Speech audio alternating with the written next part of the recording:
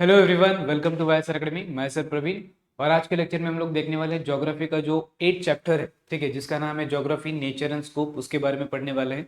इस चैप्टर में बेसिकली हम लोग जो ज्योग्राफी का सब्जेक्ट है वो कैसे डेवलप हुआ, उसको हम लोगों ने बचपन से कैसे पढ़ा है, और उसमें उसका जो नेचर है, उसके क्या क्या कैटेगरीज है, उसमें क्या क्या पढ़ा जाता है, उसके बाद उसका जो स्कोप है उसमें क्या क्या अपॉर्चुनिटीज है, क्या क्या करियर कर सकते हैं, क्या क्या जॉब्स अवेलेबल है, क्या क्या उसके यूजेस है, यूटिलाइजेशन है, वगैरह वगैरह पढ़ने वाले हैं। सो बेसिकली हम लोग ज्योग्राफी को एज अ सब्जेक्ट किस तरह से अप्रोच करना चाहिए, किस तरह से ज्योग्राफी को एज अ सब्जेक्ट पढ़ना चाहिए, किस तरह से ज्योग्राफी में अलग अलग चीज़ें पढ़ी जाती है, किस तरह से ज्योग्राफी एक करियर अपॉर्चुनिटी क्रिएट कर सकता है, उसके बारे में इस लेसन में पढ़ने वाले हैं। ठीक है, सो स्टार्ट करते हैं आज का लेक्चर। नॉर्मली सबसे पहले तो एक डबरा दिया है आपके बुक के स्टार्टिंग में, मतलब चैप्टर के स्टार्टिंग में, जिसमें आपको बताया है कि जो अ, बचपन से आप लोगों ने पढ़ा है, ठीक है, मतलब एट्थ सॉरी जो थर्ड स्टैंडर्ड से आप लोगों ने पढ़ा होगा, दैट इज एनवायरमेंटल स्टडीज में ज्योग्राफी के थोड़े बहुत कंसेप्ट देखे होंगे, ठीक है। उसके बाद अराउंड आपका जो सिक्स स्टैंडर्ड है, ठीक है, सिक्स स्टैंडर्ड से आप लोगों ने ज्योग्राफी को as a part of social studies पढ़ा होगा, जिसमें हिस्ट्री, ज्योग्राफी और सिविक्स आता था, ठीक है। उसके बाद कुछ मतलब जो ये होता है, क्या बोलते हैं उसको, कुछ बोर्ड्स होते हैं, जैसे कि कुछ स्टेट बोर्ड्स और कुछ सीबीएसई के बोर्ड, जो स्कूल में ही स्टार्ट कर देते हैं ज्योग्राफी एज अ सब्जेक्ट, ठीक है। जैसे आप लोगों ने एट स्टैंडर्ड से geography as a separate subject पढ़ा होगा, ज्योग्राफी एट स्टैंडर्ड का, नाइन्थ स्टैंडर्ड का, फिर टेंथ स्टैंडर्ड का। 11th से एक सेपरेट डिटेल में ज्योग्राफी का बुक आता है, 11th 12th वगैरह, ठीक है, ऐसा। सो नॉर्मली अगर देखेंगे तो उसी के बारे में थोड़ा सा बैकग्राउंड बताया कि किस तरह से अब तक आपने ज्योग्राफी एज अ सब्जेक्ट पढ़ा है, ठीक है। तो आप लोगों ने कुछ बेसिक कंसेप्ट्स पढ़े होंगे पहले से, ठीक है, जिसके बारे में हम लोग देखेंगे। आप लोगों ने सुना होगा लिथोस्फीयर होता है, हाइड्रोस्फीयर होता है, एटमॉस्फेयर होता है, वगैरह वगैरह, बायोस्फीयर होता है, ठीक है। तो फिर भी मैं एक बार रिवाइज करा देता हूँ, लिथोस्फीयर मतलब क्या होता है। सबसे पहले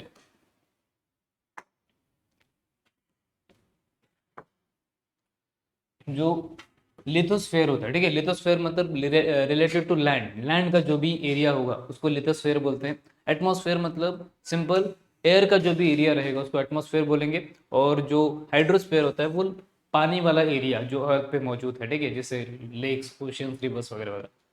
देन बायोस्फेयर आता है। बायोस्फेयर में तीनों चीजें आती हैं, एक तो लिथोस्फेयर आएगा, दूसरा एटमॉस्फेयर आएगा, तीसरा अपना हाइड्रोस्फेयर आएगा, ठीक है।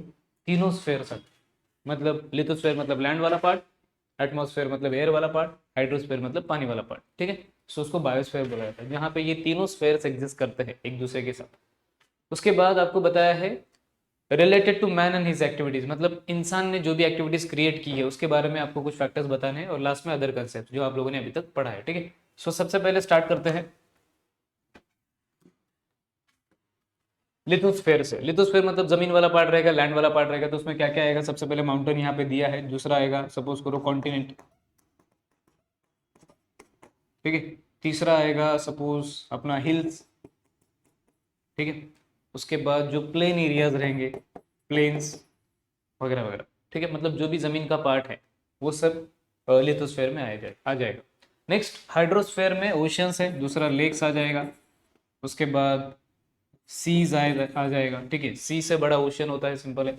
रिवर्स आ जाएगा, वाटरफॉल्स आ जाएगा। ये सारे जो वाटर बॉडीज है वो हाइड्रोस्फेयर में आ जाएंगे। उसके बाद अपना एटमॉस्फेयर, एटमॉस्फेयर में क्या क्या आ जाएगा, क्लाइमेट है, दूसरा वेदर आ जाएगा, एटमॉस्फेयर का कंपोनेंट, ठीक है। उसके वेदर, क्लाइमेट, टेम्परेचर एटसेट्रा, ठीक है।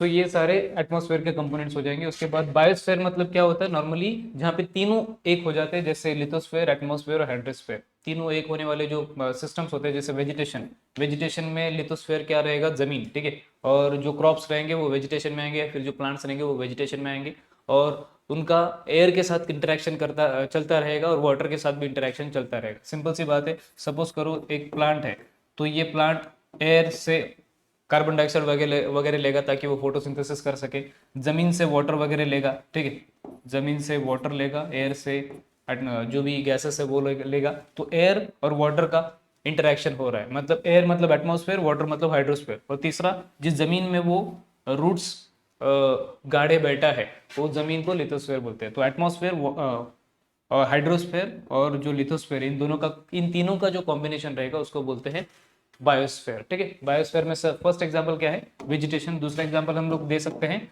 इसका इकोसिस्टम का, या फिर इंसान भी बायोस्फीयर में आता है। ठीक है, इंसान, हम जीने के लिए हवा चाहिए, पानी चाहिए और रहने के लिए ज़मीन चाहिए, तो तीनों स्फेयर्स इकट्ठा यूज करते हैं, सो हम लोग बायोस्फीयर में आ जाएंगे। ठीक है, ऐसा। इकोसिस्टम मतलब क्या होता है, इकोसिस्टम मतलब interaction between the man and his environment. मतलब सपोज करो किसी एनवायरमेंट में, सपोज आप सिंपल किसी जंगल में खोए हुए हो, ठीक है, एक चिंटू पिंटू, सपोज करो कोई चिंटू पिंटू जंगल में चल रहे हैं आराम से, और आजू बाजू में जंगल है, तो आजू बाजू का एनवायरमेंट उनका, वो जो चिंटू पिंटू है वो आजू बाजू के एनवायरमेंट के साथ जो भी इंटरेक्शन करेंगे, ठीक है, उसको बोलेंगे इकोसिस्टम। ठीक है, दूसरा एग्जांपल वाटर इकोसिस्टम, जैसे फिशेस होते हैं समंदर में, ठीक है, तो उन फिशेस के लिए उनका एनवायरमेंट क्या है, पानी। ठीक है, और वो फिशेस एक ऑर्गेनिज्म है, लिविंग बींग्स है, तो लिविंग बींग्स और आजू बाजू वाले एनवायरमेंट जो होता है उन दोनों के बीच में जो भी इंटरेक्शन होगा उसको बोलते हैं इकोसिस्टम। तो ऐसे अलग अलग इकोसिस्टम्स होते हैं, जैसे कि फॉरेस्ट इकोसिस्टम होता है जहाँ पे एनिमल्स और उनके एनवायरमेंट का इंटरेक्शन होता है। एक्वेटिक इकोसिस्टम होता है, मतलब पानी वाला इकोसिस्टम, जहाँ पे एक्वेटिक एनिमल्स मतलब पानी वाले जो फिशेस वगैरह है उनका उनके एनवायरमेंट के साथ इंटरेक्शन होता है। तीसरा टेरेस्ट्रियल इकोसिस्टम होता है, जैसे अपन इंसान लोग या फिर बाकी जो टेरेस्ट्रियल एनिमल्स रहेंगे वो अपने आजू बाजू वाले एनवायरमेंट के साथ इंटरेक्शन करते हैं। ठीक है, सो वो सब है। Next, related to man and his activities, मतलब इंसान ने क्रिएट किए हुए एक्टिविटीज जो है, जो हम लोगों ने ज्योग्राफी में पढ़ा है, पढ़ते हैं। जैसे फर्स्ट एग्रीकल्चर है, उसके बाद क्या है,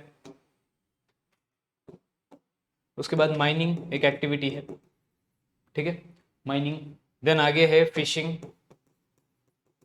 जिसके बारे में पढ़ाया जाता है। ठीक है, सो ऐसे अलग अलग एक्टिविटीज है जो ज्योग्राफी से रिलेटेड है और इंसानों से रिलेटेड है। और लास्ट हम लोगों ने अदर कंसेप्शन मैप्स पढ़ा होगा। ठीक है, उसके बाद डायग्राम पढ़े होंगे ज्योग्राफिकल। ठीक है, कंपास, डायरेक्शन पढ़ा होगा, डायरेक्शन या फिर कंपास। ठीक है, सो इस तरीके से हम लोगों ने ज्योग्राफी के अलग अलग कंसेप्ट को बचपन से पढ़ते आए हैं। ठीक है, लिथोस्फेयर हो गया, एटमॉस्फेयर हो गया, बायोस्फेयर हो गया, हाइड्रोस्फेयर हो गया, उसके बाद जो इंसानों की अलग अलग एक्टिविटीज़ है और बाकी के जो मैप्स वगैरह है उनके बारे में। ठीक है, सो ये थोड़ा सा इंट्रोडक्शन था स्टार्टिंग में। देन आते हैं अगले पॉइंट पे, जिसमें बताया है कि ज्योग्राफी का ओवरव्यू कैसा है। ठीक है, ज्योग्राफी के बारे में आप लोगों को नॉर्मली वो बड़ा सा पैराग्राफ दिया है, 2-3 पैराग्राफ्स, उसको मैंने पॉइंट वाइज फॉर्मेट में कन्वर्ट किया है। तो ज्योग्राफी ओवरव्यू, ज्योग्राफी में दो चीज़ों का स्टडी होता है, फिजिकल एनवायरनमेंट और दूसरा ह्यूमन एक्टिविटीज। ठीक है, और उन दोनों का जो इंटरेक्शन होता है उसके बारे में भी स्टडी किया जाता है। जैसे मैंने पहले भी बोला कि सपोज करो हम लोग जंगल में रह रहे हैं, ठीक है, तो हम लोग इंसान हैं, ठीक है, मतलब हम लोग नॉर्मली जो ह्यूमंस है, ठीक है, ह्यूमंस और आजू बाजू एनवायरमेंट का जो भी इंटरेक्शन होगा, ठीक है, जैसे हम लोग अगर फॉरेस्ट में रहे तो फॉरेस्ट का ट्रीज कट करेंगे हमारे फायदे के लिए, फॉरेस्ट के अलग अलग कंपोनेंट्स लेंगे, लकड़ी लेंगे, जलाएंगे उसको, उसके बाद फ्रूट्स कलेक्ट करेंगे वगैरह वगैरह। और हो सकता है कि हम लोग उस जमीन पे फिर से दूसरे प्लांट्स लगाएं। इस तरीके से इंसानों में और फॉरेस्ट में इंटरेक्शन होगा। सो ह्यूमन एक्टिविटीज और एनवायरमेंट में जो भी इंटरेक्शन होगा उस इंटरेक्शन को स्टडी किया जाता है in the geography. Okay, I hope आपको इतना क्लियर हो। देन नेक्स्ट,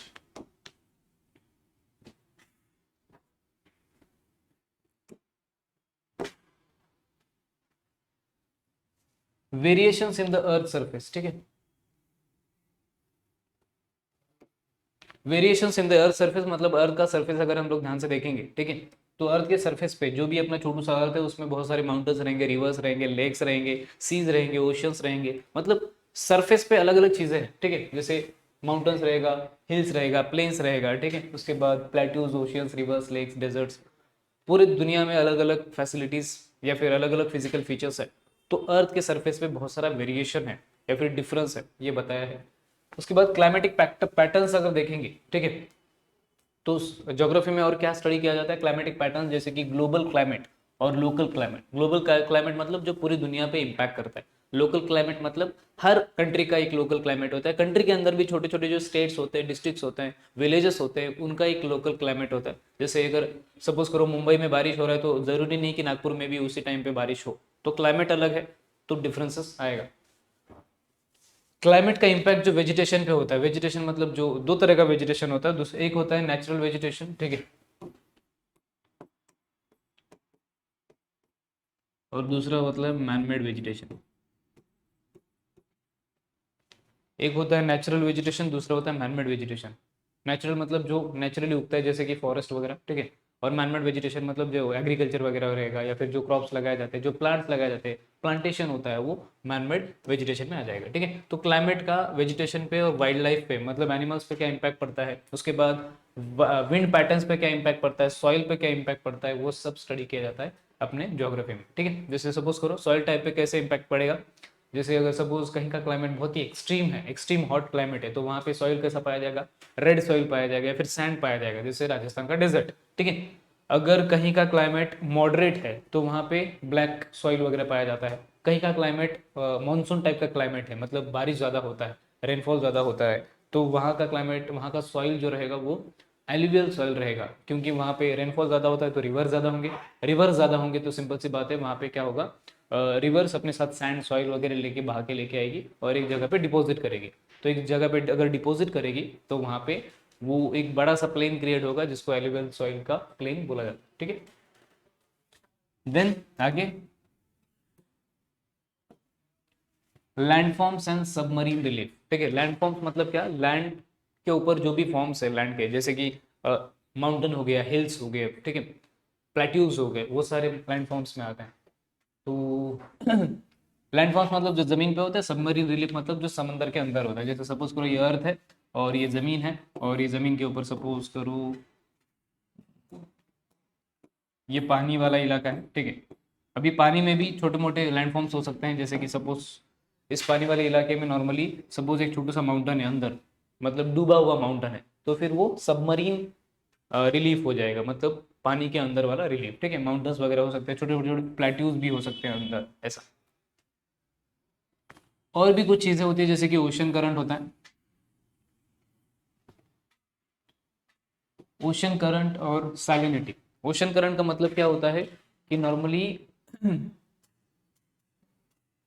ओशन करंट्स मतलब ऐसे आप लोगों ने देखा होगा, जितने जिन्होंने भी सॉरी शिप में ट्रैवल किया है, ठीक है, जिन्होंने भी शिप में ट्रैवल किया है क्रूज में वगैरह वगैरह, आप लोगों ने देखा होगा ओशन के थोड़ा सा अंदर जाने के बाद या फिर समंदर के थोड़ा सा अंदर जाने के बाद क्या होता है वहाँ पे, जो ओशन होता है, ओशन के ऊपर ऐसे रिपल मार्क्स क्रिएट होता है, ठीक है, ऐसे छोटे छोटे रिपल मार्क्स क्रिएट होते हैं, उसको ओशन करंट्स बोलते हैं।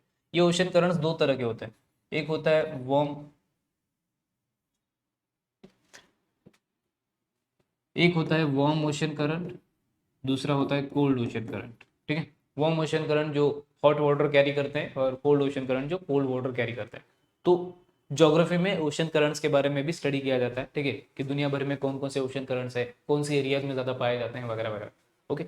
नेक्स्ट है सैलिनिटी। सैलिनिटी में नॉर्मली सॉल्ट कंटेंट पाया जाता है, मतलब नॉर्मली सैलिनिटी का मीनिंग होता है कि सॉल्ट कंटेंट, किस समंदर में कौन से ओशन में कितना ज़्यादा सॉल्ट कंटेंट है वो देखा जाता है, ठीक है। जैसे नॉर्मली एक रेंज पकड़ा गया है 35 पीपीटी, मतलब पर 1000, ठीक है। सो 35 से अगर नीचे रहा तो फिर वो सैलिनिटी कम है, 35 टू 100 रहा तो वो सैलिनिटी मॉडरेट है, 100 से अगर ऊपर रहा तो फिर वो सैलिनिटी ज़्यादा है, ऐसा, ठीक है। मतलब 35 को एक रेंज माना गया है ऐसा।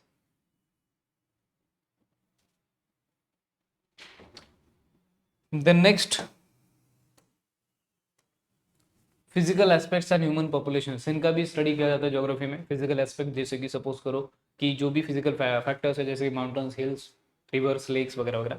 पॉपुलेशन, अभी फिजिकल फैक्टर्स की वजह से पॉपुलेशन कैसे इन्फ्लुएंस होता है, सिंपल सी बात है। सपोज करो एक बड़ा सा माउंटेन वाला इलाका है जैसे हिमालय, अपने इंडिया में हिमालय कहाँ से कहाँ तक फैला हुआ है, तो जम्मू कश्मीर से लेके अरुणाचल प्रदेश, ठीक है। तो जम्मू कश्मीर हो गया, उसके बाद हिमाचल प्रदेश, उसके बाद उत्तराखंड बाजू में, अ, उत्तराखंड के जिस बाजू में थोड़ा सा आगे जाएंगे तो सिक्किम है, आसाम है, अरुणाचल प्रदेश वगैरह। तो यहाँ ये 5-6 स्टेट्स में हिमालय फैला हुआ है। तो माउंटेन्स होने की वजह से वहाँ पे फैसिलिटीज ज़्यादा क्रिएट नहीं हो सकती, फैसिलिटीज ज़्यादा क्रिएट नहीं हो सकती तो क्या होगा, वहाँ पे पॉपुलेशन अल्टीमेटली कम होगा, ठीक है, ऐसा। नेक्स्ट है branches of geography. Branches of geography, geography के दो ब्रांचेस होते हैं, एक तो फिजिकल ज्योग्राफी होता है, दूसरा ह्यूमन ज्योग्राफी, ठीक है। फिजिकल ज्योग्राफी मतलब ऐसा ज्योग्राफी का ब्रांच जो फिजिकल फैक्टर्स को स्टडी करता है, जैसे कि lakes, rivers, mountains, hills, plateaus वगैरह वगैरह, क्लाइमेट वगैरह वगैरह, ठीक है। दूसरा, ह्यूमन ज्योग्राफी में नॉर्मली फिजिकल फैक्टर्स और ह्यूमन के बीच में जो भी रिलेशनशिप है, ह्यूमंस और देयर एनवायरमेंट, ह्यूमंस और उनके आजू बाजू का जो भी एनवायरमेंट है, उनके बीच का जो भी इंटरैक्शन है, जो भी रिलेशनशिप है, उसका स्टडी ह्यूमन ज्योग्राफी में होता है। इसी डेफिनेशन के साथ हम लोगों ने ये पूरा का पूरा ज्योग्राफी का जो लेक्चर का सीरीज है वो स्टार्ट किया था। फर्स्ट लेक्चर में फर्स्ट डेफिनेशन वही आपको मैंने बताया था, geography is nothing but study of interactions between the man and his environment, ठीक है ऐसे।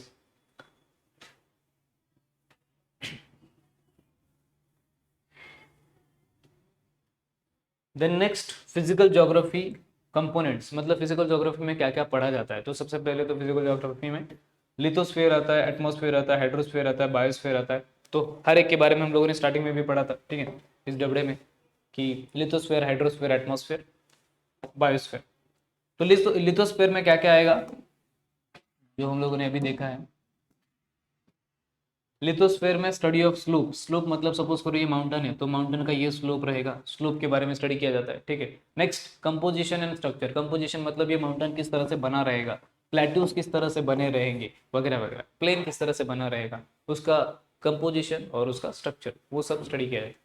नेक्स्ट है एटमोस्फेयर।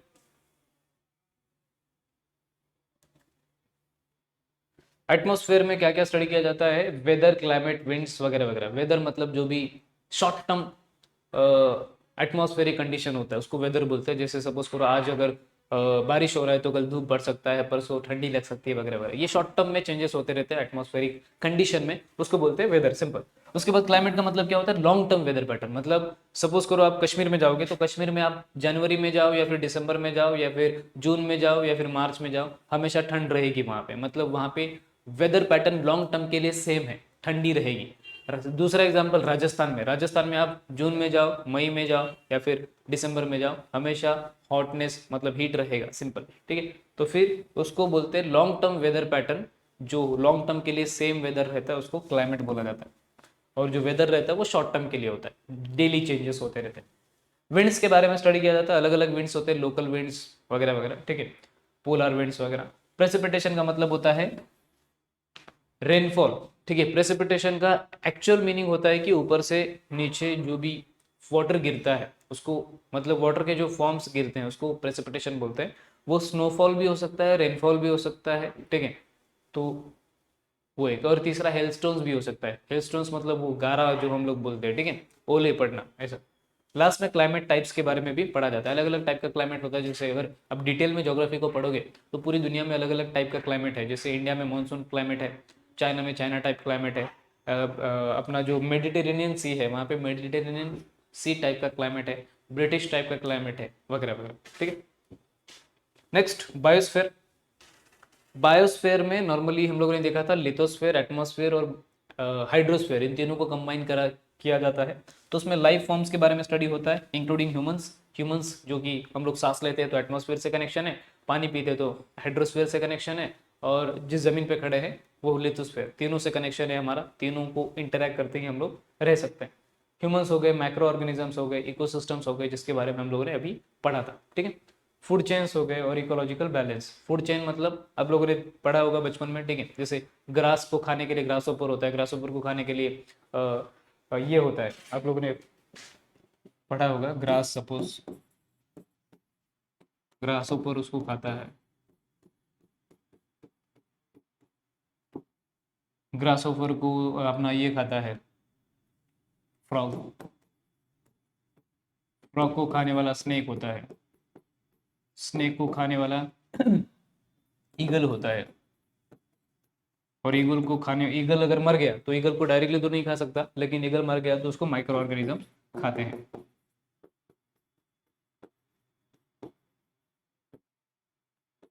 ठीक है। तो ये फूड चेन है पूरा का पूरा, एक दूसरे के ऊपर डिपेंड है सब लोग खाने के लिए, ठीक है ऐसा। तो इसका भी स्टडी किस में होता है, बायोस्फीयर में।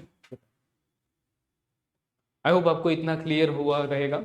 देन आगे बढ़ते हैं, human geography focus. Human geography में किस पे फोकस किया जाता है उसके बारे में बताया है, ठीक है।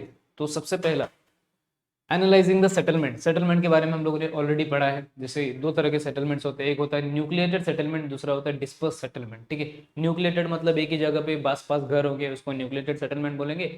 और डिस्पर्स सेटलमेंट मतलब बहुत दूर दूर घर होंगे और घरों के बीच में डिस्टेंस ज़्यादा हो। ठीक है, ट्रांसपोर्टेशन के बारे में भी हम लोगों ने ऑलरेडी पढ़ा है ह्यूमन ज्योग्राफी में। ट्रांसपोर्टेशन बहुत ज़्यादा इंपॉर्टेंट है आज के ज़माने में। ठीक है, ट्रांसपोर्टेशन नेटवर्क्स मतलब रेलवेज, रोडवेज, वही एयरवेज वगैरह। ठीक है, पोर्ट्स हो गया, पोर्ट्स जहाँ पे शिप्स आती जाती रहती है। देन मार्केट्स हो गए, और बाकी के जो भी ह्यूमन एक्टिविटीज़ के कंपोनेंट्स हैं, जैसे कि क्या बोलते हैं उसको कल्चर वगैरह। ठीक है, ट्रेडिशंस वगैरह, वो सब। नेक्स्ट पॉइंट है variations in the social and cultural features. ठीक है, वेरिएशन मतलब सिंपल सी बात है कि जो भी ज्योग्राफी रहता है, जो भी आपके एरिया का फिजिकल फीचर्स रहता है, उसके ऊपर डिपेंड करता है कि आपके यहाँ पे ट्रेडिशंस कौन से होंगे, कल्चर कैसा होगा, आपका क्लाइमेट कैसा होगा, आपका रहन सहन कैसा होगा, लाइफस्टाइल कैसा होगा। ठीक है, सो फिजिकल फैक्टर्स बहुत ज़्यादा कंट्रीब्यूट करते हैं सोशल और कल्चरल फैक्टर्स में। जैसे सपोज करो साउथ इंडिया में बहुत सारे ऐसे स्टेट्स हैं जैसे कर्नाटक वगैरह, जहाँ पे केरला वगैरह, जहाँ पे अगर कोई विंटर में जो क्रॉप हार्वेस्ट होता है, ठीक है, मतलब सपोज जून में क्रॉप लगाया, विंटर में उसका हार्वेस्ट हो गया, उसका कटिंग वगैरह हो गया, तो उसकी खुशी में वहाँ पे सेलिब्रेशन होता है। ठीक है, कल्चरल फेस्टिवल होता है। जैसे आई थिंक सो उगाड़ी कुछ समथिंग बोलते हैं, if I am not wrong, Ugadi something कुछ बोलते हैं। ठीक है, बस वैसे ही ओनम होता है केरला में, ओनम फेस्टिवल जो राइस का हार्वेस्ट करने के लिए होता है। सो इस तरीके से अलग अलग क्लाइमेट के हिसाब से, अलग अलग फिजिकल फैक्टर्स के हिसाब से वहाँ पे फेस्टिवल्स, कल्चरल चीज़ें होती हैं। ओके, द नेक्स्ट है इंटरेक्शन ऑफ थीम्स। थीम्स मतलब एक फिजिकल थीम हो गया, दूसरा हो गया ह्यूमन थीम। ठीक है, इन दोनों के बीच में जो भी इंटरेक्शन होता है उसका स्टडी ज्योग्राफी में किया जाता है। ठीक है, वो पहले भी हम लोगों ने देखा है। Then interconnected elements, interconnected elements में नॉर्मली फिजिकल एंड ह्यूमन, वही बार बार बताया है बेचारों ने। ठीक है, किस तरीके से फिजिकल फैक्टर्स पे ह्यूमन डिपेंड होता है, जैसे कि ह्यूमंस फॉरेस्ट पे डिपेंड होते हैं, लैंड पे डिपेंड होते हैं, वाटर पे डिपेंड होते हैं, उसके बाद एयर पे डिपेंड होते हैं। ठीक है, बाकी के जितने भी प्लेट्यूज वगैरह, हिल्स है, रिवर्स है, लेक्स है, उन सब पे डिपेंड होता है, और वो भी ह्यूमंस के साथ इंटरेक्ट करते हैं। हम लोग नॉर्मली नेचर को यूज़ करने के लिए इंटरेक्ट करते हैं, और नेचर हमको कंट्रीब्यूट करने के लिए इंटरेक्ट करता है, कंट्रीब्यूट करने के लिए भी और कभी कभी शॉक देने के लिए भी इंटरेक्ट करता है। जैसे अगर किसी एरिया का हम लोगों ने बहुत ज़्यादा फॉरेस्ट कट किया और वो थोड़ा सा ऐसा माउंटेन वाला एरिया है, तो वहाँ पे लैंडस्लाइड हो सकता है, अचानक में सरप्राइज दे सकता है नेचर। ठीक है, शॉक दे सकता है, डिजास्टर क्रिएट कर सकता है, फ्लड्स आ सकते हैं, अर्थक्वेक आ सकता है, वोल्केनो फूट सकता है, कुछ भी हो सकता है। तो नेचर के इंटरेक्शन करने के तरीके अलग है। डायरेक्टली वो कंट्रीब्यूट भी करेगा अपने फायदे के लिए, मतलब हमारे फायदे के लिए, और वो डायरेक्टली डिस्ट्रॉय भी कर सकता है। ठीक है, इसलिए नेचर को प्रोटेक्ट करना चाहिए। अगर नेचर की प्रोटेक्शन हम लोग नहीं करेंगे तो नेचर हमको प्रोटेक्ट करने के लिए बचेगा नहीं, सिंपल। ठीक है, सो अगर हम लोग उसको अच्छे से देखभाल करेंगे, अब मतलब एक संस्कृत सुविचार बोल सकते हैं, या फिर एक संस्कृत में ऐसा बोला जाता है कि प्रकृति रक्षिति रक्षिता। इसका मतलब क्या, कि अगर हम नेचर को प्रोटेक्ट करेंगे तभी नेचर हमें प्रोटेक्ट करेगा। Nature protects if she is protected. So इसीलिए नेचर को थोड़ा सा अच्छे से प्रोटेक्ट करना चाहिए, ताकि हमारा नुकसान ना हो और सब मिलजुल के पूरा अर्थ अच्छे से रह सके। ठीक है, तो बेसिकली अगर बोला जाए तो फिजिकल फैक्टर्स और ह्यूमन फैक्टर्स एक दूसरे के बीच में इंटरेक्शंस करते रहते हैं। Okay, next nature of geography as discipline. ठीक है, ये नया कंसेप्ट है, मतलब as a discipline, as a subject geography का नेचर क्या है, ज्योग्राफी में क्या क्या पढ़ा जाता है या फिर पढ़ाया जाता है, उसके बारे में बताया है। सबसे पहले की पॉइंट्स जो इस साइड दिए हैं और उसके डिटेल्स उस साइड दिए हैं टेबुलर फॉर्म में, तब ताकि आपको समझने में आसानी हो सके।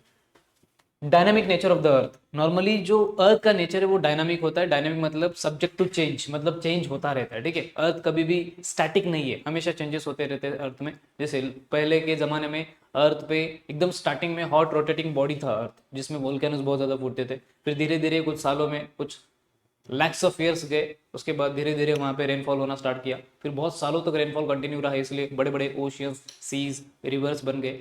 उसके बाद कुछ सालों तक फॉरेस्ट का डेवलपमेंट वगैरह होता रहा। इस तरीके से कंटिन्यूसली इवॉल्विंग है। ठीक है, आज भी बहुत सारे चेंजेस आ रहे हैं अर्थ में। ठीक है, तो geography focuses on the dynamic and constantly changing nature of the earth and it's related phenomena. मतलब जो भी अर्थ कंटिन्यूसली चेंज हो रहा है, ठीक है, डायनामिक नेचर से जो चेंज हो रहा है, अर्थ पे जो भी चेंजेस आ रहे हैं उसके बारे में ज्योग्राफी में स्टडी किया जाता है, ठीक है। जैसे आप लोगों ने अगर सुना होगा, पहले के ज़माने में जब अर्थ बना था तो पूरा दुनिया में एक ही कॉन्टिनेंट था, ठीक है, जिसको बोलते थे पैंजिया, ठीक है।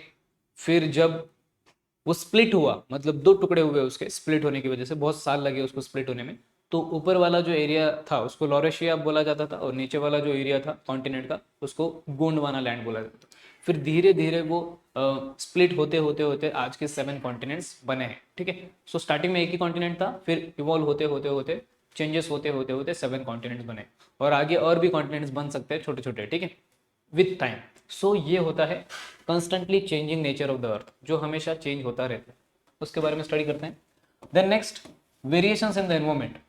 एनवायरमेंट में अलग अलग वेरिएशंस हो सकते हैं, जैसे कि फिजिकल वेरिएशंस हो सकते हैं, कल्चरल वेरिएशंस हो सकते हैं। कल्चरल एनवायरमेंट मतलब जो हम लोगों ने क्रिएट किया है, जैसे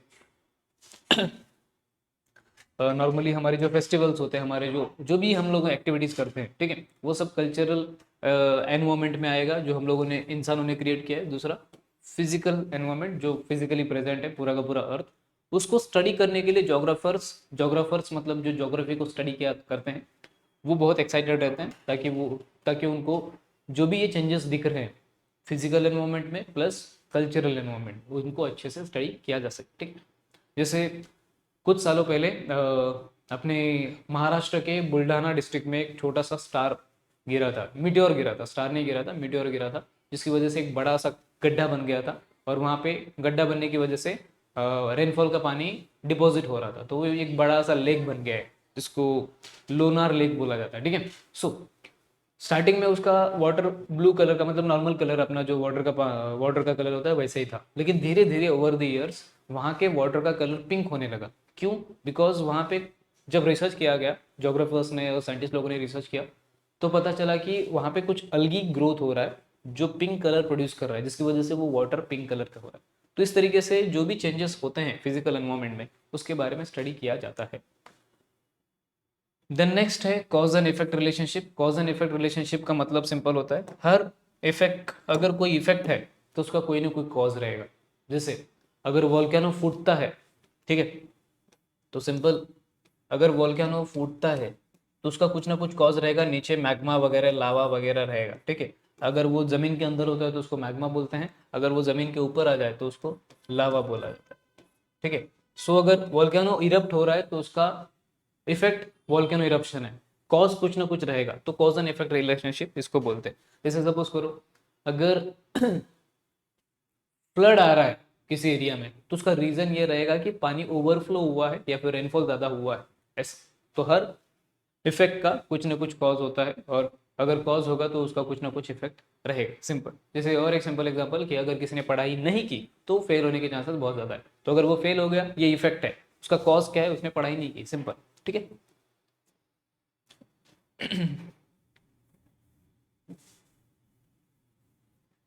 देन नेक्स्ट है क्रॉप डिस्ट्रीब्यूशन। क्रॉप डिस्ट्रीब्यूशन मतलब इस पूरी दुनिया में जो क्रॉप का डिस्ट्रीब्यूशन है वो अलग अलग तरीके से अलग अलग जगह पे अलग अलग फैक्टर्स की वजह से है, ठीक है। जैसे सपोज करो कि फैक्टर्स लाइक क्लाइमेट पे भी डिपेंड करता है कि कहाँ पे कौन सा क्रॉप उगेगा। जैसे सपोज कश्मीर में कश्मीर में आपको ज्वार, बाजरा, राइस ये सब उगते हुए नहीं दिखेगा, स्पेशली राइस तो दिखेगा ही नहीं, बिकॉज कश्मीर का क्लाइमेट उस क्रॉप को सपोर्ट नहीं करता। लेकिन वहाँ पे कश्मीर के क्लाइमेट में स्ट्रॉबेरी उग सकता है, थोड़ा बहुत टी उग सकता है, केसर उग सकता है, केसर या फिर सैफरन जो बहुत फेमस है, ठीक है, ऐसा। सेकंड, सॉइल टाइप, जैसे ब्लैक सॉइल में कॉटन बहुत अच्छे से उगता है। अगर कॉटन का क्रॉप अगर आप रेड सॉइल में उगाने की कोशिश करोगे तो आपका पोपट हो जाएगा, सिंपल, ठीक है। तो सॉइल टाइप पे भी डिपेंड करता है कि किस तरह के क्रॉप्स लिए जाते हैं। मार्केट की डिमांड पे भी डिपेंड करता है, जैसे इंडिया में राइस और व्हीट का बहुत ज़्यादा डिमांड है, तो उसके हिसाब से वो उगाते हैं। टेक्नोलॉजिकल एप्लीकेशंस पे भी डिपेंड करता है कि आपका क्रॉप का जो ये है सिस्टम है वो किस तरह से चलता है, ठीक है। जैसे सपोज करो टेक्नोलॉजिकल एप्लीकेशन मतलब पहले बैलगाड़ी का यूज़ किया जाता था क्रॉप्स, मतलब खेती में एग्रीकल्चर में वगैरह।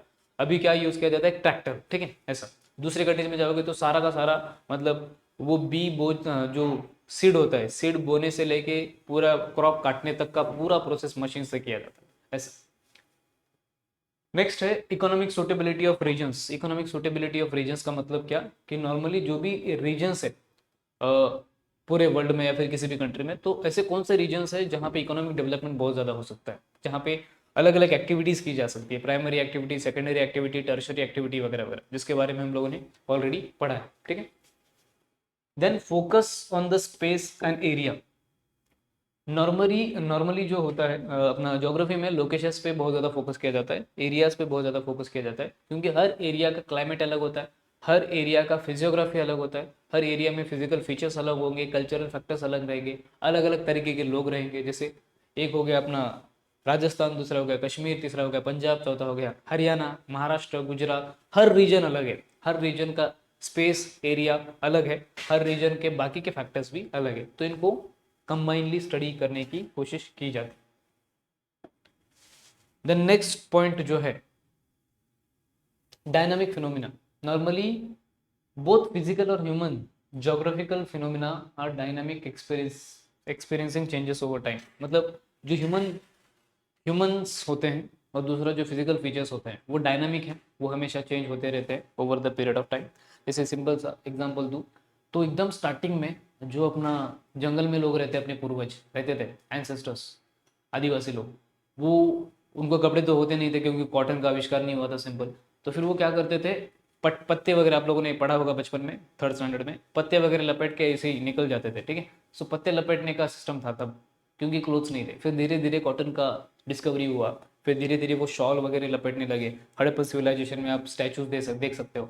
फिर धीरे धीरे जो कुर्ता पजामा है वैसे ये आने लगे, क्या बोलते हैं उसको, क्लोथ्स। फिर धीरे धीरे ऐसे क्लोथ्स आने लगे जो मतलब बहुत सालों बाद, जब ब्रिटिश वगैरह आए तो पैंट शर्ट वगैरह आ गया। उसके बाद धीरे धीरे शर्ट्स, टी शर्ट्स और जीन्स आ गए। फिर आज के ज़माने में अगर देखोगे तो फटे हुए जीन्स आ गए।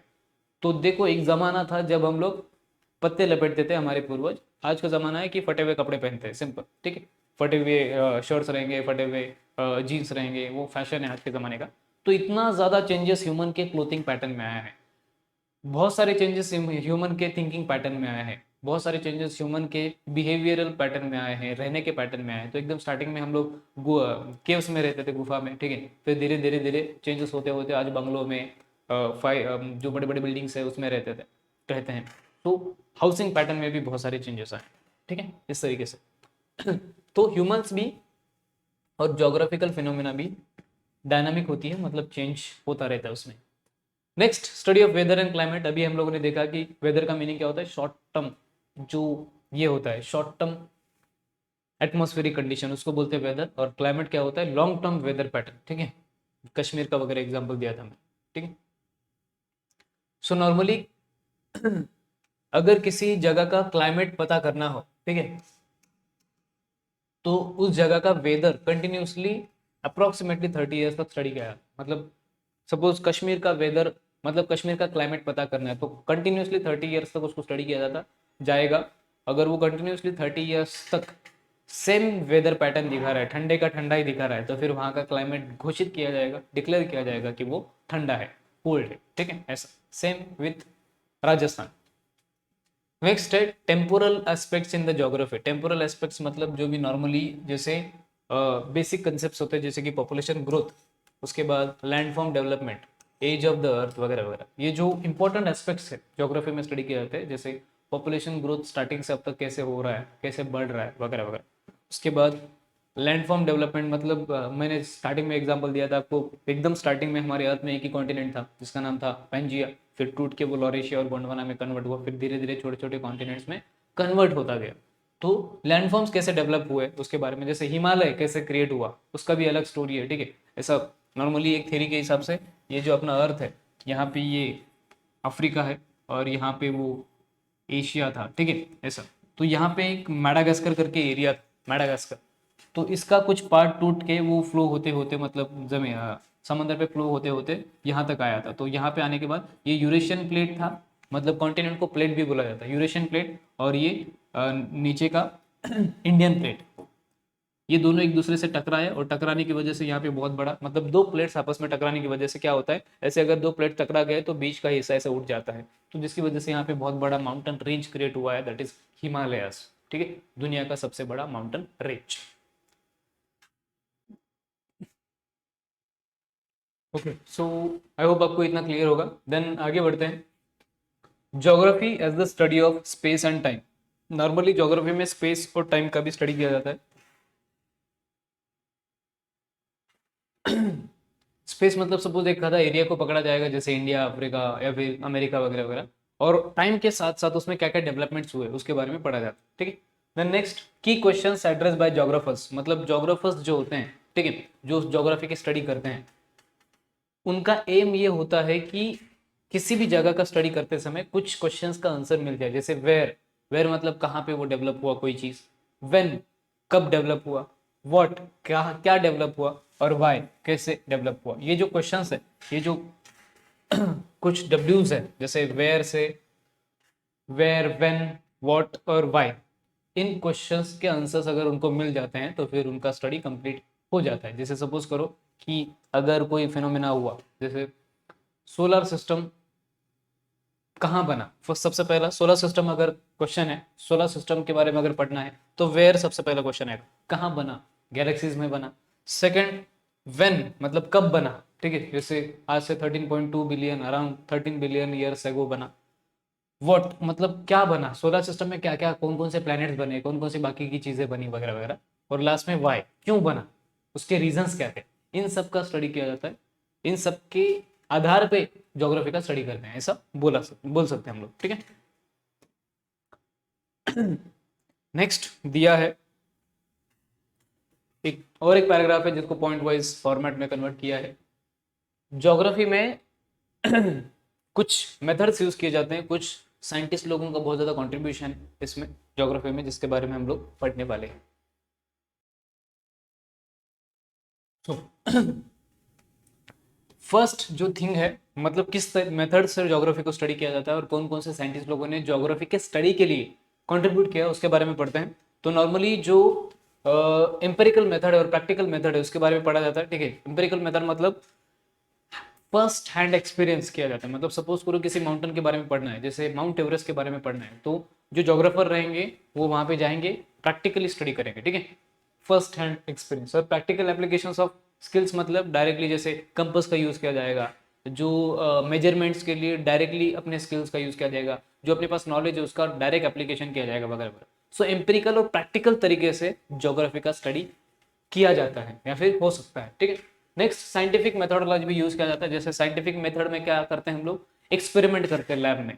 तो ज्योग्राफी में भी बहुत सारे एक्सपेरिमेंट्स कर सकते हैं, अलग अलग साइंटिफिक मेथड्स यूज कर सकते हैं। जैसे एक्सपेरिमेंट्स हो गया, ठीक है, एक्सपेरिमेंट्स मतलब जैसे सपोज करो जो कॉन्टिनेंट्स का स्प्लिटिंग है वो किस तरह से होता है, वो एक्सपेरिमेंट कर सकते हैं। लावा अंदर से बाहर कैसे आता है पर्वतों से या फिर माउंटेन से होकर के वगैरह वगैरह, उसका एक्सपेरिमेंट वगैरह कर सकते हैं। डेटा कलेक्शन, ह्यूमन ज्योग्राफी में डेटा कलेक्शन के बारे में बहुत ज़्यादा पढ़ा जाता है। डेटा कलेक्शन मतलब सपोज पॉपुलेशन के बारे में अगर कुछ लिखना है या फिर रिसर्च करना है तो उससे पहले हम लोगों को उस एरिया का डेटा कलेक्शन करना पड़ेगा पॉपुलेशन के बारे में। जैसे उनका जो सेक्स रेशियो है या फिर उनका जो ग्रोथ रेट है, बर्थ रेट है, डेथ रेट है वगैरह वगैरह।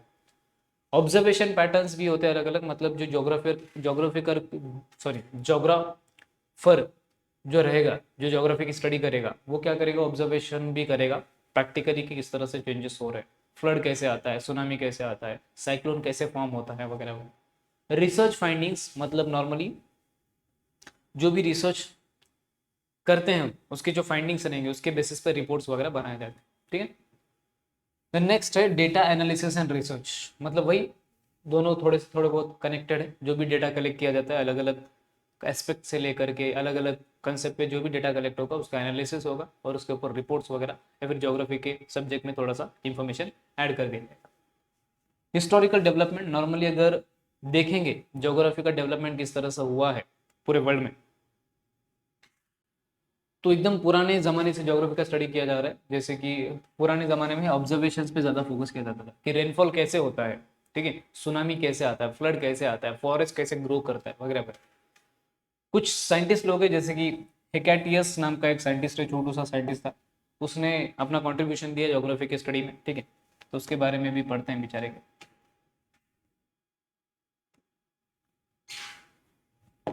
वो ग्रीक स्कॉलर था, मतलब ग्रीस नाम के देश से था वो बेचारा, और उसने एक बुक लिखा था जिस पीरियोडिस, ठीक है, ये ग्रीक वर्ड है जिस पीरियोडिस। वो फर्स्ट सिस्टमैटिक डिस्क्रिप्शन है वर्ल्ड के ज्योग्राफी का, ठीक है, मतलब पूरे वर्ल्ड के ज्योग्राफी को थोड़ा बहुत सिस्टमैटिकली अच्छे से उसने लिखा था उस बुक में। जस पीरियोडिस किसने लिखा था? हिकैटियस नाम के ग्रीक स्कॉलर ने, ठीक है। तो ये फर्स्ट पर्सन है जो ज्योग्राफी में अच्छा खासा कॉन्ट्रीब्यूशन करके गया है। नेक्स्ट है टॉलेमीज ज्योग्राफी। टॉलेमी पी साइलेंट है, ठीक है। टॉलेमी जो साइंटिस्ट है, इसने ज्योग्राफी करके एक बुक लिखा था, जो बहुत ज़्यादा बड़ा कंट्रीब्यूशन है इसका ज्योग्राफी के फील्ड में। इसने नॉर्मली ज्योग्राफिकल नॉलेज को थोड़ा सा बहुत अच्छे से बताया था with the help of Atlas, मतलब थोड़ा बहुत इसने मैप बनाया था, जिसका मैप हम लोग आगे देखेंगे, ठीक है। ये हिकैटियस, इसने वर्ल्ड का फर्स्ट मैप बनाया था, ऐसा बोल सकते हैं, ठीक है। देखो कॉन्टिनेंट्स वगैरह दिखाया। टॉलेमी हो गया। द नेक्स्ट है स्ट्रैबो। स्ट्रैबो नाम का एक छोटू सा इंसान था, उसने क्या किया है, ज्योग्राफिका करके एक बुक लिखा है। ज्योग्राफिका बुक लिखा है। वो ज्योग्राफिका में नॉर्मली उसने 17 वॉल्यूम छापे हैं।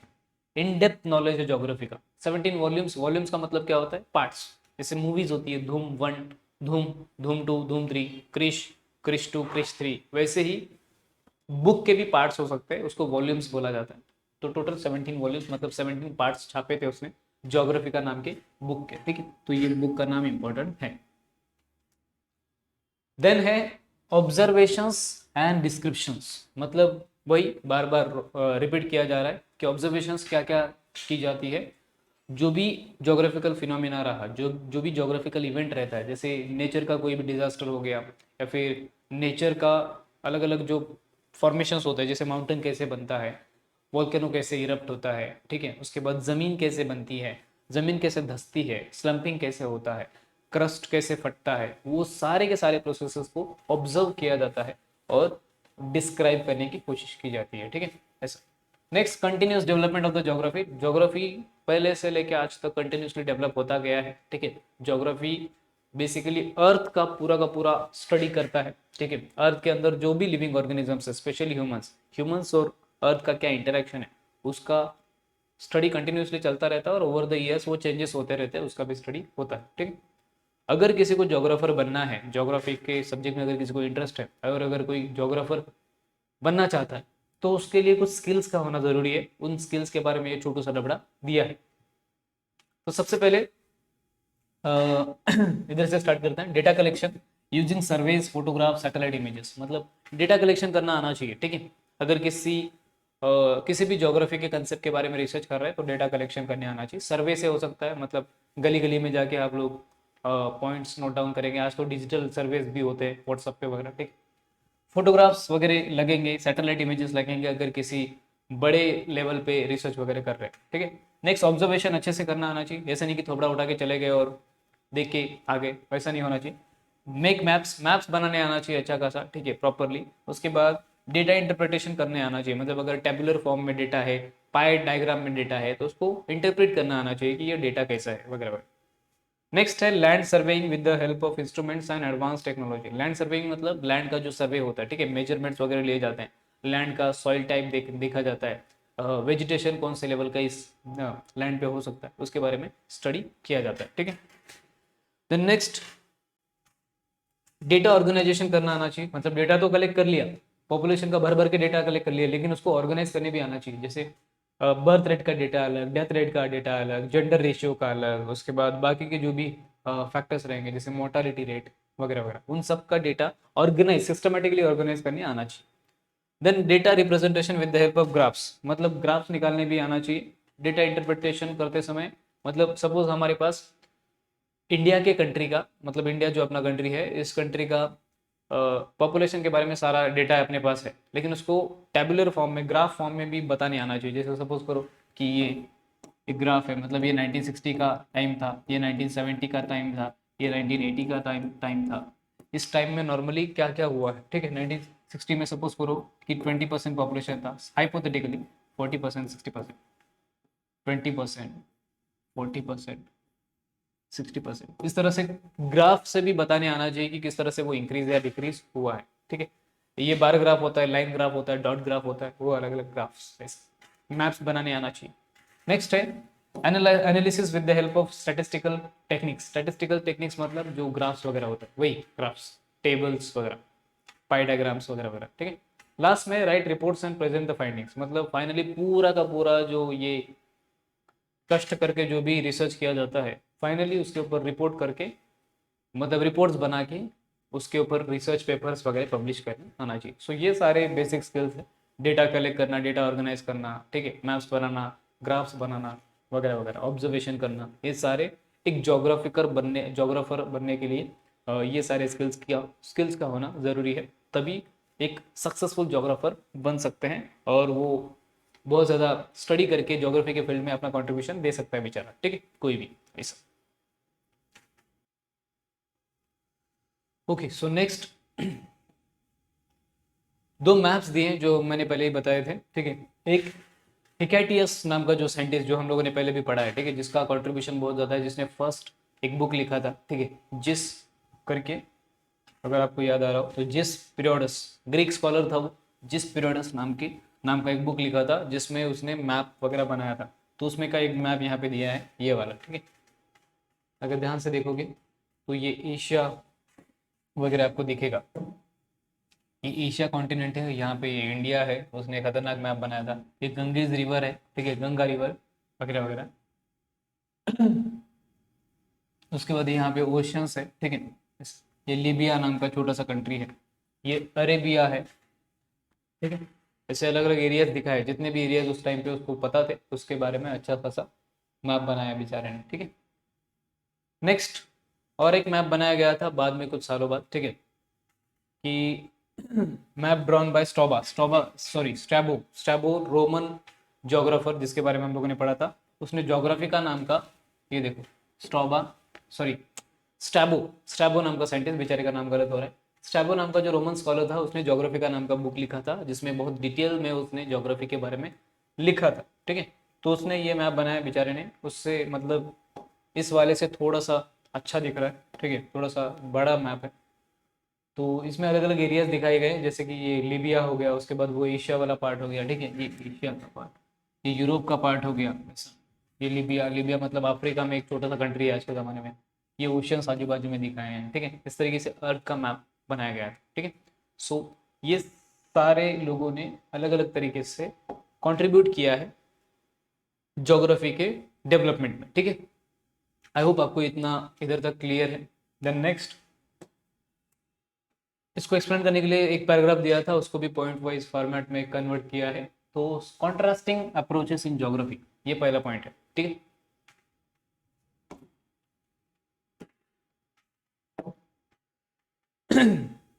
कॉन्ट्रास्टिंग अप्रोचेस मतलब एक दूसरे के ऑपोजिट अप्रोचेस। जैसे सपोज करो कि एक अगर किसी को सपोर्ट करता है, सपोज चिंटू नाम का इंसान है, मम्मी उसको सपोर्ट करेगी, पापा उसको अपोज करेंगे, तो वो दोनों कॉन्ट्रास्टिंग है, एक दूसरे के अपोजिट ऐसा, ठीक है। सो geography encompasses two contrasting perspectives leading to questions about the relationship between the nature and human influence। मतलब ज्योग्राफी में दोनों तरीके से स्टडी किया जाता है कॉन्ट्रास्टिंग अप्रोचेस का। जैसे सपोज करो कोई इवेंट है, जैसे कि फ्लड, फ्लड का पॉजिटिव इम्पैक्ट भी देखा जाएगा, नेगेटिव इम्पैक्ट भी देखा जाएगा, ठीक है। दूसरा कोई अगर ये है फॉरेस्ट फायर, तो उसका पॉजिटिव इम्पैक्ट थोड़ा बहुत देखा जा सकता है, नेगेटिव इम्पैक्ट भी देखा जाएगा। वो अलग बात है कि नेगेटिव इम्पैक्ट ज़्यादा होगा और पॉजिटिव इम्पैक्ट कम होगा, लेकिन कॉन्ट्रास्टिंग अप्रोचेस दोनों तरीके से, प्लस माइनस पॉजिटिव नेगेटिव सब स्टडी किया जाता है ज्योग्राफी के अंदर, ठीक है। The next, nature versus man, ये बहुत ही खतरनाक रिलेशन है। नॉर्मली इंसान क्या करता है, जोग्राफर्स, जो नॉर्मली इंसान क्या करता है, नेचर को यूटिलाइज करने में ज़्यादा फोकस करता है। तो नेचर वर्सेस मैन, नेचर को इंक्रोच करने की कोशिश करता है, नेचर के अंदर जाने की कोशिश करता है, फॉरेस्ट को बहुत इंक्रोच करने की कोशिश करता है, एनिमल्स को खत्म करने की कोशिश करता है, रिसोर्सेज को खत्म करने की कोशिश करता है। तो मैन वर्सेस नेचर, ये जो रिलेशन है वो थोड़ा थोड़ा बढ़ रहा है, ठीक है। So geographers ponder whether nature rules over humans और humans exert control over nature. तो ये सिंपल जोग्राफर्स के सामने बहुत बड़ा क्वेश्चन है कि नेचर इंसान को कंट्रोल करता है या इंसान नेचर को कंट्रोल करने की कोशिश कर रहा है, प्रेशर डालने की कोशिश कर रहा है। सालों से अगर हम लोग देखेंगे तो डिफॉरेस्टेशन हो गया, पोल्यूशन हो गया, रिसोर्सेज का एक्सट्रैक्शन हो गया, इन सब से इंसान खुद नेचर को डोमिनेट करने की कोशिश कर रहा है, लेकिन उसको पता नहीं कि नेचर अपना पप्पा है, ठीक है, नेचर से ही सब कुछ है। नेचर अगर सोचे, नेचर अगर मतलब नेचर को ऐसा लगे कि नेचर ऐसा कोई इंसान तो नहीं है, लेकिन पूरा नेचर को अगर ज़्यादा प्रेशर आ गया नेचर पे, तो नेचर 1 सेकंड में पूरी दुनिया तबाह कर सकता है, ठीक है। किसी भी तरह का डिजास्टर अगर आ गया किसी भी एरिया में, तो पूरा का पूरा जो ह्यूमैनिटी है वो खत्म हो सकता है। इसलिए नेचर हमेशा डोमिनेट करता रहेगा, नेचर हमेशा सुपीरियर रहेगा, इंसान इंफीरियर रहेगा, क्योंकि अल्टीमेटली इंसान नेचर का ही पार्ट है, ठीक है ऐसा। इसलिए नेचर की रिस्पेक्ट करनी चाहिए। लेकिन नॉर्मली ज्योग्राफी में मैन वर्सेस नेचर, इन दोनों का जो कंसेप्ट है वो स्टडी किया जाता है। नेक्स्ट है ड्यूअलिज्म इन ज्योग्राफी। ड्यूअलिज्म का मतलब क्या होता है कि टू कॉन्ट्रास्टिंग अप्रोचेस, मतलब वही पॉजिटिव नेगेटिव, एक ही थिंग को, एक ही इवेंट को या फिर एक ही चीज को दोनों तरीके से स्टडी किया जाता है, उसको बोलते हैं dualism. Next questions faced by ज्योग्राफर्स।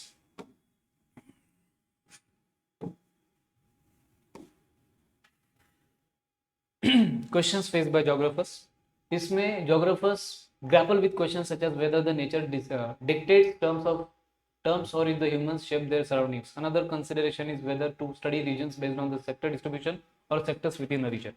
इसका मतलब क्या होता है? वही पुराना सवाल कि man versus nature.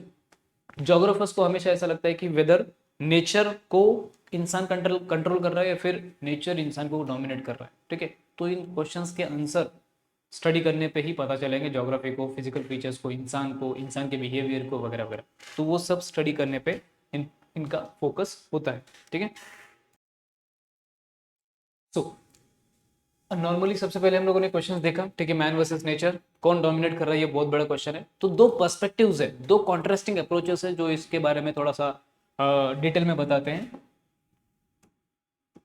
That is first environmental determinism. Environmental determinism मतलब क्या? कुछ स्कॉलर्स है, कुछ लोग ऐसे हैं या फिर कुछ जोग्राफर्स ऐसे हैं जिनको ऐसा लगता है कि जो एनवायरमेंट है वो ज़्यादा डोमिनेंट है than man, nature is more dominant than man, मतलब नेचर डोमिनेट करता है, नेचर जो रहेगा वो डोमिनेट करता है मैन पे, ठीक है, ऐसा कुछ लोग बोलते हैं। इस कंसेप्ट को बोला जाता है एनवायरमेंटल डिटरमिनिज्म। मतलब एनवायरमेंट खुद डिटरमाइन करता है कि इंसान के साथ कैसे रिएक्ट करना है या फिर कैसे डोमिनेट करना है, कैसे उसको उसके साथ रिलेशनशिप रखना है वगैरह वगैरह, ठीक है वैसे। दूसरा एक है पॉसिबिलिज्म। पॉसिबिलिज्म मतलब इंसान के पास ये कैपेबिलिटी है कि वो एनवायरमेंट को अपने नीड के हिसाब से मॉडिफाई कर सकता है, एनवायरमेंट को अपने तरीके से यूज कर सकता है। जैसे सपोज करो, अगर इंसान को लगा कि इस फॉरेस्ट के अंदर से एक ब्रिज निकालना है तो फॉरेस्ट को कट कर सकता है, सिंपल। अगर इंसान को लगा कि इस रिवर का फ्लो चेंज करना है या फिर इस रिवर का डायरेक्शन चेंज करना है तो वो कर सकता है, ठीक है, थोड़ा बहुत मॉडिफिकेशंस करके कर सकता है।